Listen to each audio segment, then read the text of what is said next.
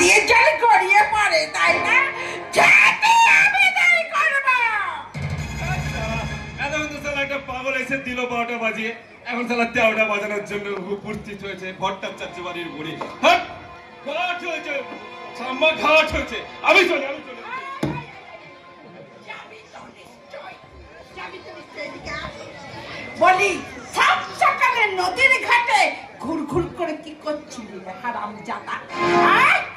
বলে ফের যদি দেখি যে মেয়ে মানুষকে নিয়ে টানাটানি করেছিস, তাহলে পরে না ওই হোগলার জঙ্গল থেকে বিচেতে পাতা নিয়ে এসে ল্যাংটা করে এমন জায়গায় রাখিয়ে দেবে না, চলকে মরবে না, থাকবে না।